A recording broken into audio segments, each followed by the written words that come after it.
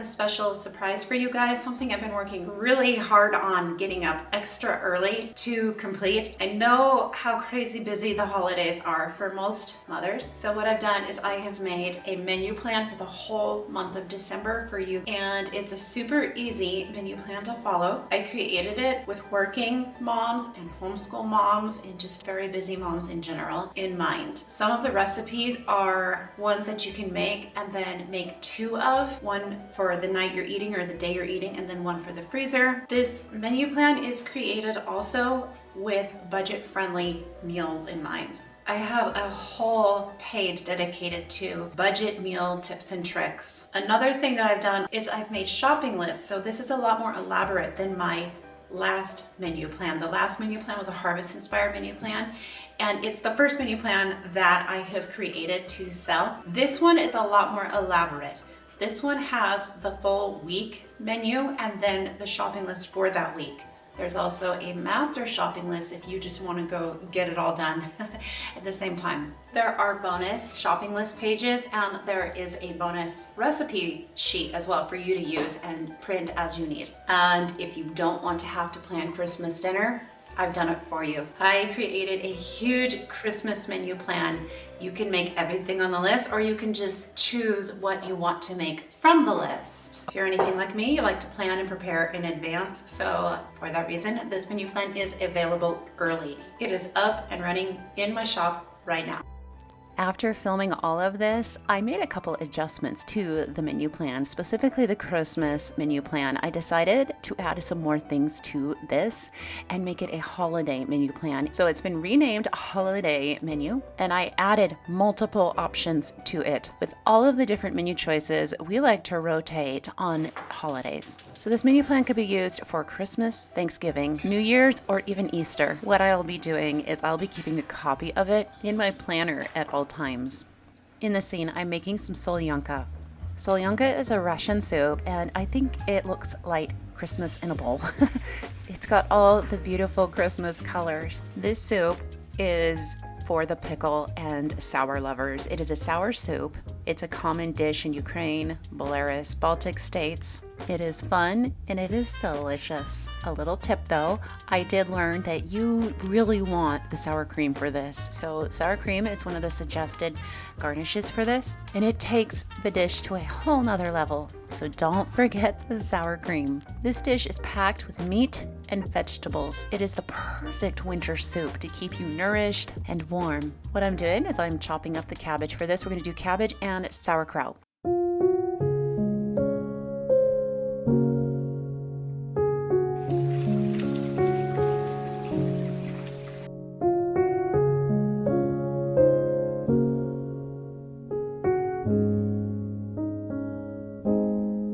I'm now chopping up my meats, and speaking of meats behind me, I am cooking up 2 chicken breasts. One of the unique things about this dish is it has multiple meats, so we're going to be putting in turkey ham or ham and kielbasa, as well as the turkey breasts. I discovered that searing the turkey breasts in a pan, a sealed pan like what is behind me here, makes the turkey breasts a lot more juicy. Baking it in the oven makes it more dry. So I definitely suggest searing the turkey breasts. We've got carrots here. We harvested these carrots just a month ago, and we've been storing them in the cellar and in a crisper in the drawer downstairs in the fridge.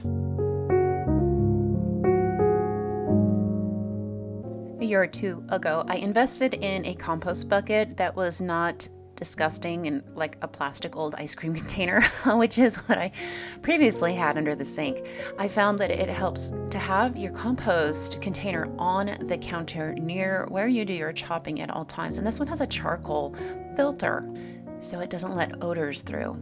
If you've been following me a while, do you guys remember a couple years ago when we moved in and we started our first garden here at our new homestead? First year gardens at a new place commonly are a bit of a learning curve as you get to know your soil and the area. Our area, for example, has a lot of microclimate, so what works in one area might not work quite as well in another. We ended up finding that our soil was pretty deficient in sulfur after we got it tested. We also discovered that first year that we needed to come up with a different water system, but it wasn't getting enough water.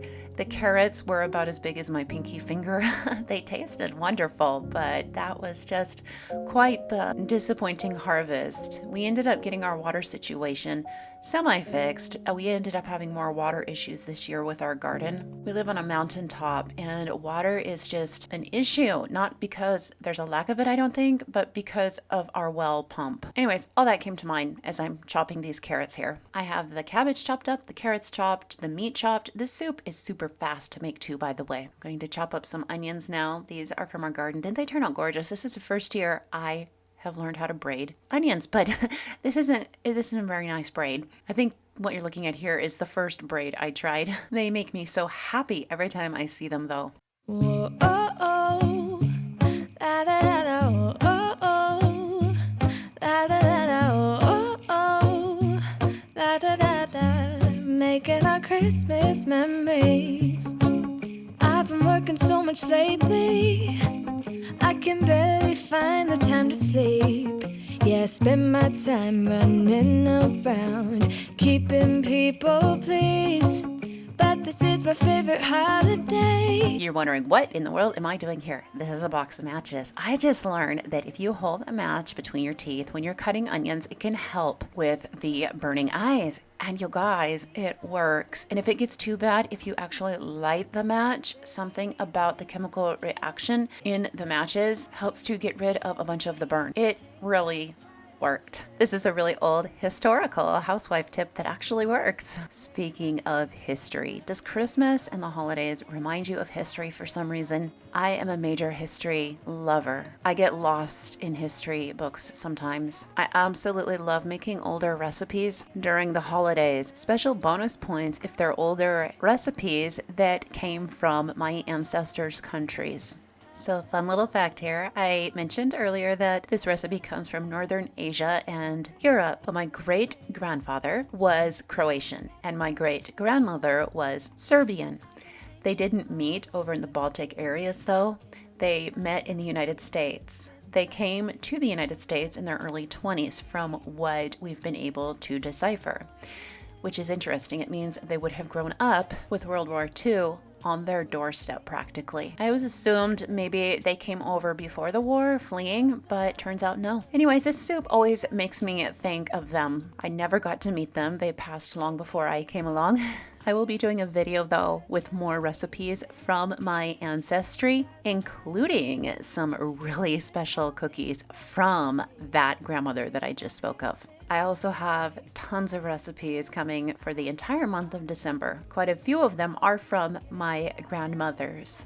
Speaking of this recipe, it is on the blog if you would like to get a printable copy of it. Right now I'm just cooking all of the vegetables and I'm adding some salt to them. My husband and I are second generation home educators and I found this recipe a few years ago. I was like drowning in homeschooling all of the kids. The youngest wasn't quite homeschooling yet. He was only a baby, but I had 2 high schoolers, middle schooler, and 2 elementary students. And so I was just swamped. So my husband took over Bible readings and history on the weekends. So while he was reading certain history books to the kids, I would be in the kitchen making up big meals and I would select recipes from the regions he was reading to the kids about. I came up with the Solyanka and of course stroganoff as just 2 of the Northern Asia or Russian recipes as we were studying Russian history. I believe that this soup was a peasant dish made to keep people nourished and use the vegetables that they had readily on hand. So I live in a far northern climate where winters last a very, very long time. And one thing about that is the only way to preserve your vegetables through the winter is to pickle a lot of them. And this has been a historical concept.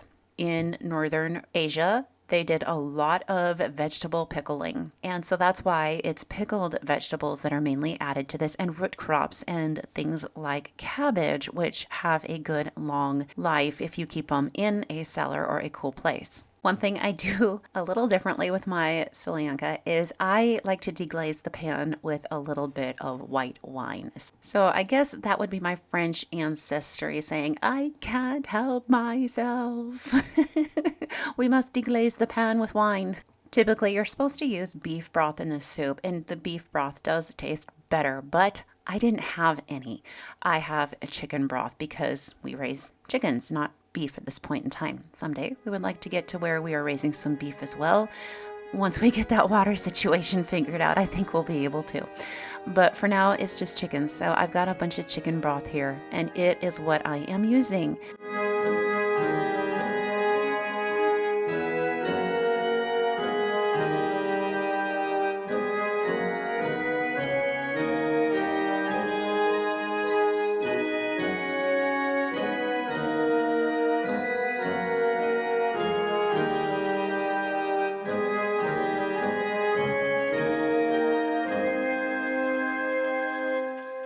Broccoli chest.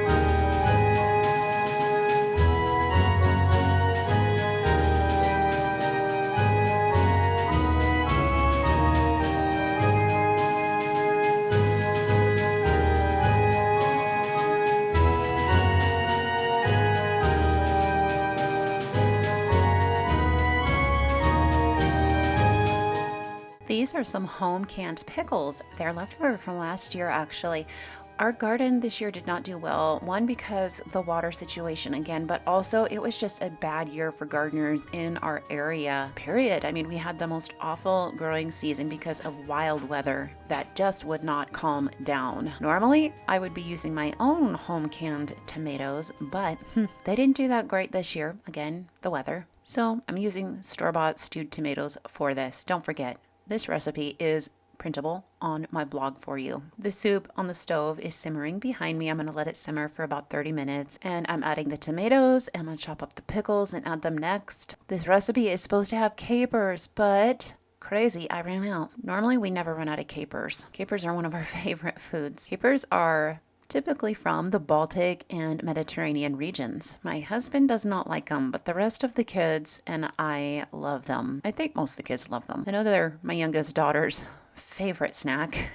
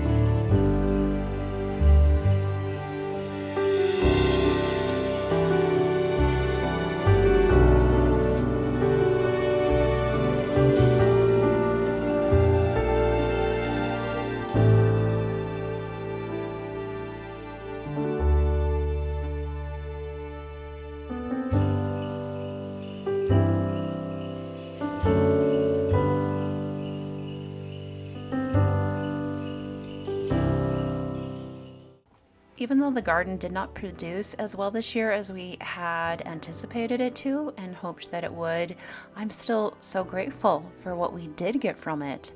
I'm also grateful for this chicken. We started raising our own chickens when we moved here to this homestead, and the taste of this chicken, the homegrown chicken, is just unbeatable. Whenever we run out and I have to start buying store-bought, which happens usually towards the end of the year before we are ready to butcher the next batch of chickens, I end up having to buy some from the store. And I found that some brands are definitely better than others, but there's a distinct taste difference.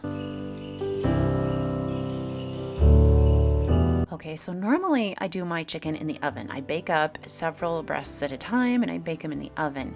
I'm really shocked though at how much drier it is. I mentioned this in the beginning of this video, but it is seriously a lot different when you cook it and sear it in a pan over some higher heat. It stayed so much juicier. I'm going to be doing that from now on.